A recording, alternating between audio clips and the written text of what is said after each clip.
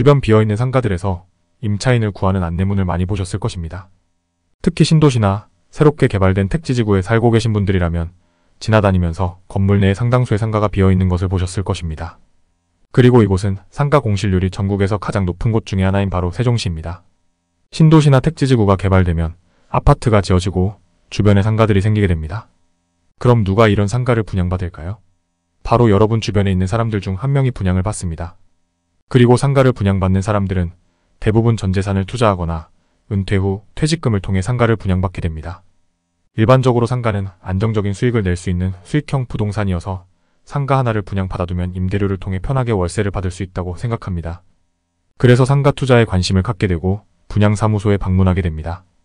분양사무소에 가면 분양대행사 직원들은 온갖 감언이설과 함께 수익률이 몇 %다, 입지가 대박이다, 유동인구가 엄청나다와 같이 부풀려서 이야기합니다.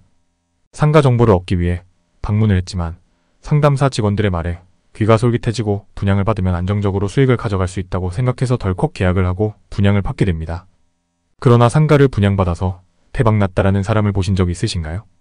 경매를 통해 상가를 낙찰을 받았거나 상가를 직접 지어서 판 경우에 돈을 벌었다는 사람은 보았지만 상가 분양을 받아서 수익률을 꾸준히 내는 사람은 정말 손에 꼽을 것입니다. 신도시의 상가 분양을 받고 고달픈 삶을 사는 김아무개 씨의 이야기를 한번 살펴보겠습니다. 김아무개 씨는 회사를 정년까지 다니고 은퇴하였습니다. 회사를 다니면서 저축했던 예금과 퇴직금이 있습니다. 그리고 김아무개 씨는 이제 남은 전 재산을 어떻게 할지 고민합니다. 이 목돈을 바탕으로 장사를 할지 아니면 투자를 할지 여러 날 동안 고민을 했습니다. 고민 끝에 투자를 하기로 마음을 먹고 어떤 투자를 할 것인지 투자처를 찾습니다. 주식과 부동산, 코인 등을 알아보았지만 김아무개 씨는 아무래도 부동산이 가장 안정적일 것 같아서 부동산에 투자하기로 마음먹었습니다. 은퇴하였기 때문에 아파트를 구매하여 시세 차익을 남기는 것보다는 안정적인 수익을 가져다주는 상가를 분양받기로 결정하였습니다. 그래서 신도시에 분양 예정인 상가 분양사무소를 찾아갑니다. 그리고 분양상담사는 분양 중인 상가 물건에 대해 이렇게 이야기합니다. 주변에 유동인구가 많아 수요가 충분하고 1층 상권이라 절대 공실이 날 일이 없다라고 합니다. 그리고 월세는 최소 300만원 정도 받을 수 있을 거고 수익률은 5% 정도여서 노후 걱정은 없을 것이라고 말합니다. 김아무개 씨는 전용 면적 12평인 1층 상가를 9억에 분양을 받기로 결정합니다. 가진 돈 4억에 5억을 대출받아서 상가를 분양받았습니다. 임대료를 받으면서 노후를 편하게 보낼 생각에 김아무개 씨는 기분이 좋았습니다. 그러나 분양받은 상가 건물이 완공되고 2년이 지났지만 임차인을 구하지 못하였습니다. 매달 대출이자비와 관리비를 포함하여 200만원 이상 나가는 애물단지로 전락해버린 것입니다.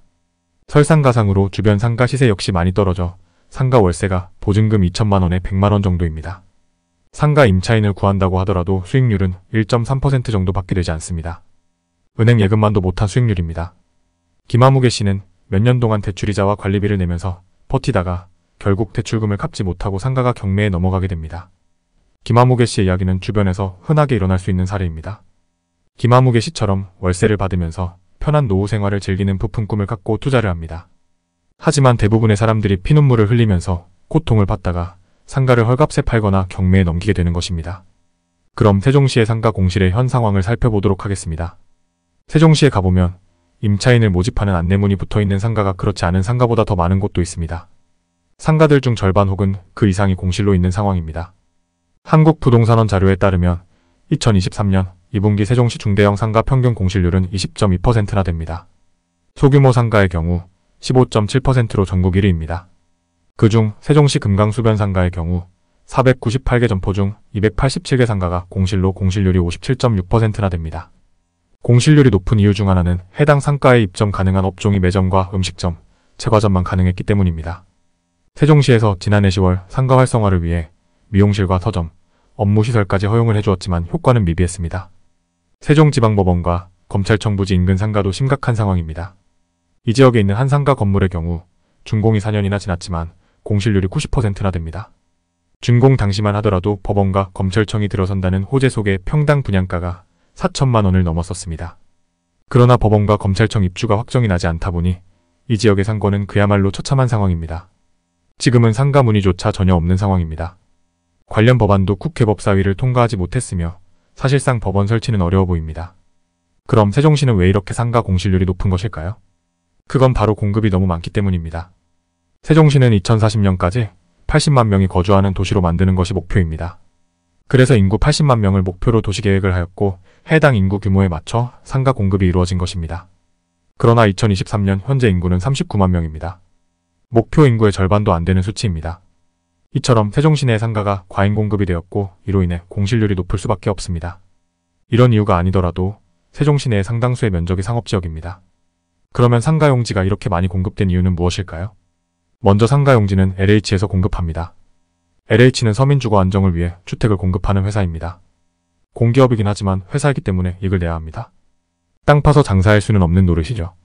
그런데 아파트와 같은 주택 공급만으로는 수익을 많이 남길 수가 없기 때문에 상가용지와 같은 것으로 이익을 남기고 있습니다. 그래서 이익을 위해 상가용지의 비율을 늘리고 있습니다.